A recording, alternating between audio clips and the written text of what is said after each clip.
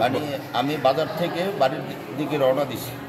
এই মুহূর্তে আতঙ্কে 10-12 জন, ওনারা নাসির দেওয়ানের ছেলে, নাসিরের 2 ছেলে, খোকন প্রামাণিকের ছেলে, সুমন দেওয়ান এবং আলামিন দেওয়ান, আওলাদ দেওয়ান, অনিক দেওয়ান, আর হইছে গা খোকন দেওয়ান, জনল দেওয়ানের ছোট ছেলে। হ্যাঁ, মানে এই দলবল নিয়ে মানে ওরা আসলে তো রামদাও রড লাঠি চটা নিয়ে আমার পুরো হামলা চালায়।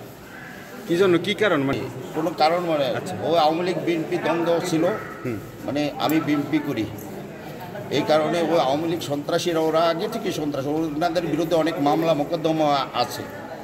এবং এই 5টা-6টার দিকে সুষ্ঠু বিচার এবং তদন্ত করে তাদেরকে আওতায় আইনের আওতায় আনার শাস্তি চাই।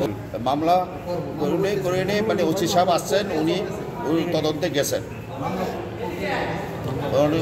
মামলা এখন ওসি সাহেব তদন্তে গেছেন। আমি এটা সুষ্ঠু তদন্ত এবং তাদেরকে আইনের আওতায় আনার দাবি